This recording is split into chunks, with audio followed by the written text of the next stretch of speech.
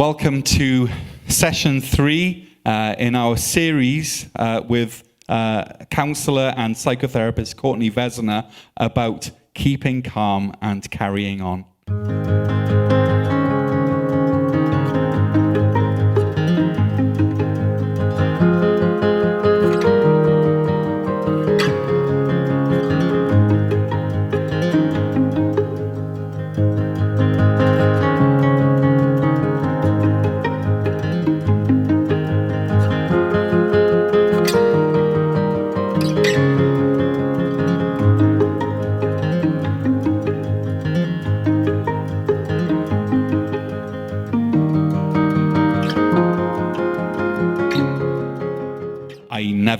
Never cry. And, we have a running joke in my family that my girls want to see that moment when they see me cry. So they sometimes give me a good punch just to see if I can cry or not. But that's not how I generally manifest stress. But what are some of the telltale signs that we should be looking for in ourselves or in those around us, those that we love, that can kind of show us that we're struggling? Maybe the fact that you're not crying, Dan. Okay, we will have our own session later on. No, you know what? The way that we are all dealing with these stressors, first of all, again, going back to, I think we're all struggling. Sure, there can be some more obvious manifestations of that. So if somebody that you care about is not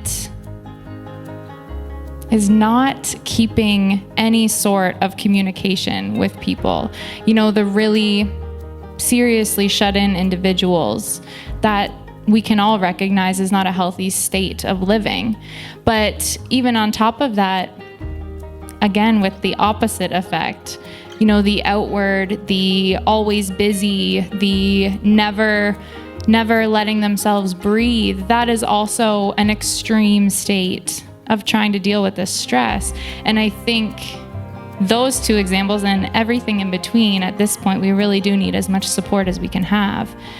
And something important that I like to remember, and I do want to share, is that those stress responses, we can say they're negative, we can say all these things, but really we need to remember that we are trying to protect ourselves.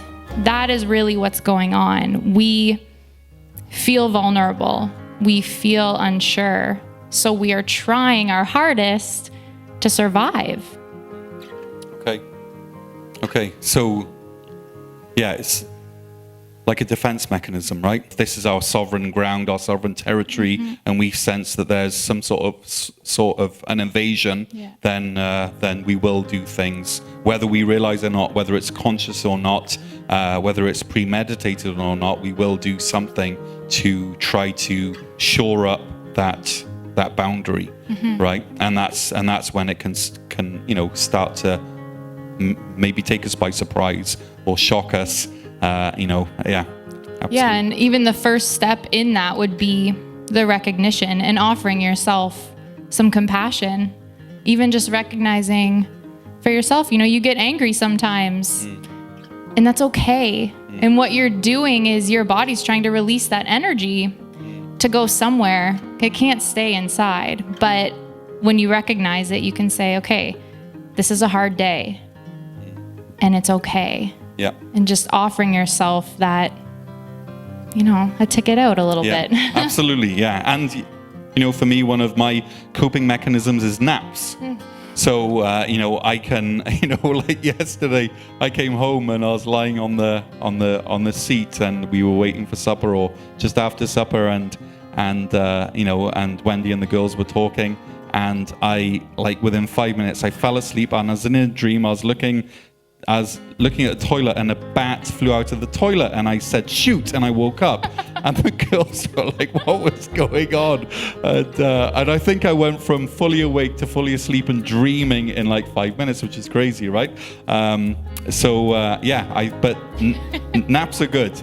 Naps help me survive. So can I ask, is Wendy able to fall asleep that quickly? No, she's hugely jealous of my mad skills at napping. So. My husband, shout out to Patrick, he's fallen asleep at the dinner table, sitting up. Is that because the conversation's really boring? There is no conversation. There's noise. Yeah. But it was interesting. Yeah.